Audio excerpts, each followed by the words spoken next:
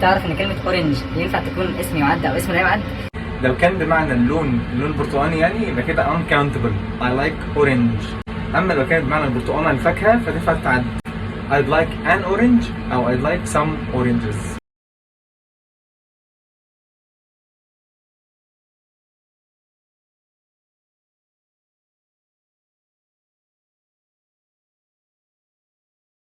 تعرف ان كلمة work تيجي بمعنى عمل او مكان العمل وساعتها تكون لا تعد؟ I go to work by bus. I go to work every day. I have a lot of work to do. اما كلمة work لو جت بمعنى عمل ادبي او فني ساعتها تتعد، يبقى تحط قدامها ا او ان في المفرد، في المفرد، وتحط معاها اس لو كانت جمع. I saw a lot of works at the museum يعني أعمال أدبية أو فنية، أو this is a work of art يعني ده عمل فني.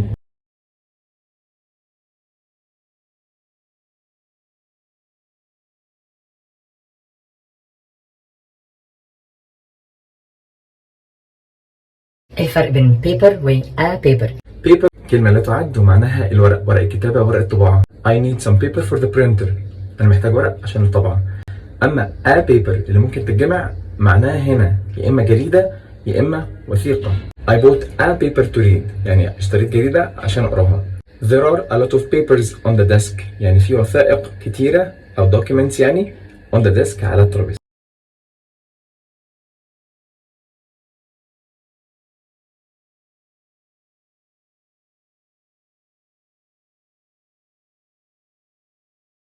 تعرف إن كلمة experience ممكن تيجي بمعنيين؟ اول معنى الخبرة عموما، خبرة الشغل أو خبرة في الحياة. This kind of job requires a lot of experience.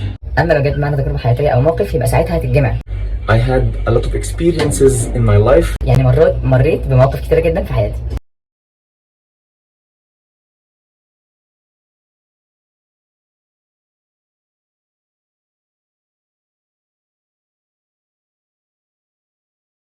تعرف ايه الفرق بين سايت وسايت؟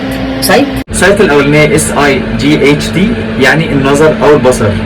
أما سايت SITE معناها موقع أو لوكيشن. أما سايت CITE معناها يستشهد بيه أو يقتبس.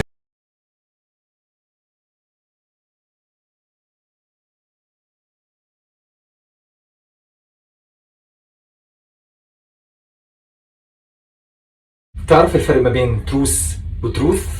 تروث يعني هدنة، أما تروث يعني الحقيقة.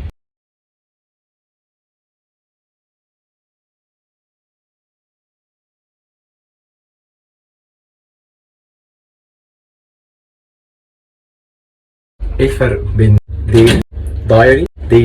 دايري معناها منتجات دايري معناها المذكرات اليومية، أما ديلي معناها بشكل يومي أو يوميا.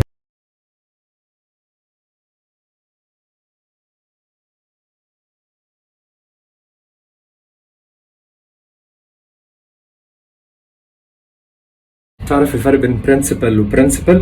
الاتنين نفس النطق، لكن principal اللي بالAL ممكن يكون معناها مهم أو معناها مسؤول، شخص مسؤول.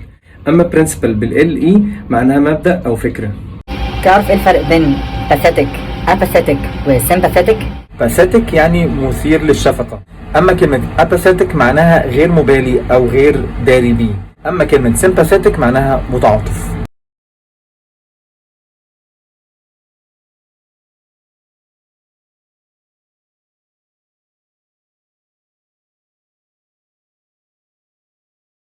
pray يصلي، pray يصلي، prayer يعني صلاة أو مصلي، prayer.